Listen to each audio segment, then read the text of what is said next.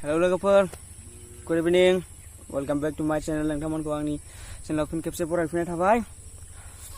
So लोगोफोर नोंथांमोना माबोरै दं? जानांगौ गासिबो थिगैनो दं, आंबो थिगैनो दं।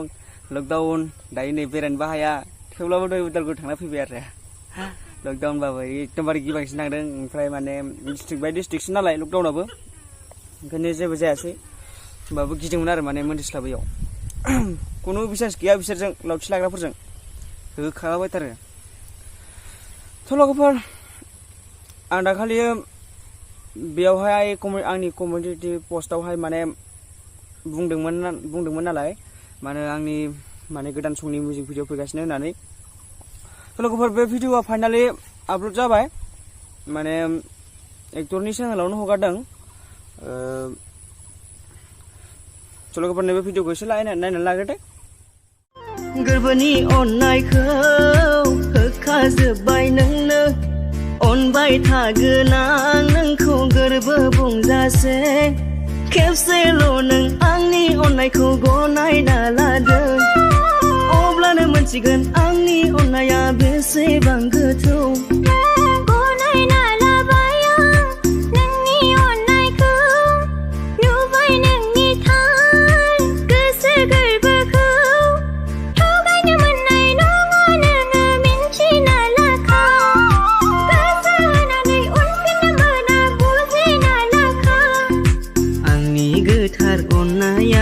अरायबो थागोन नोंजों, नोंनि गोथार अननायखौ अरायबो हास्थायगोन आं।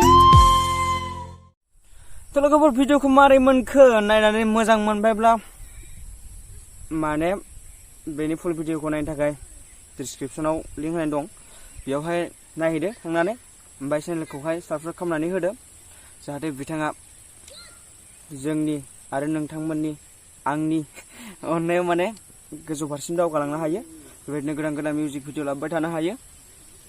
लोगोफोर बे भिडिअआ मैयानो आपल'ड जाबाय, आं माने टाइम मोनाखैमोन बेखौ होनो थाखाय।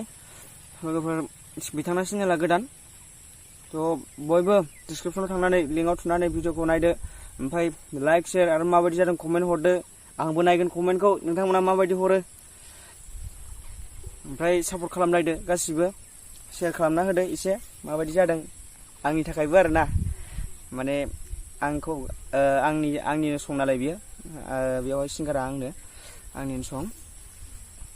थ' लोगोफोर बयबो डिसक्रिपसनाव थांदो, भिडिअखौ नायदो, ओमफ्राय लाइक शेयार कमेन्ट आरो चेनेलखौहाय सापर्ट खालामना होदो, सापर्ट खालामदो। बेबायदिनो माने बिना सापर्टआवथ' जेबो खामानि जाखाया नालाय, लोगोफोरनि सापर्टआवसो बयनिबो सापर्टआवसो थांखिसिम दावगालांनो हाखायो। थ' बिथाङा बेबायदिनो माने इयुनसिमहालागै सासे मुंदांखा फावखुंगुर जाहैनो सानदों। लोगोफोर गासिबो बिथांनि थांखिखौहाय जाफुंनायाव हेफाजाब होदो। थ' लोगोफोर दिनैनि भिडिअआ एसेनोसै, अननानै सापर्ट खालामलायदो बयबो, आरो आंनि चेनेलाव जाय गोदान बिथांमोनाबो चेनेलखौहाय सापर्ट खालामना होदो। लोगोफोर दिनैनि भिडिअआ एसेनोसै, बाय बाय।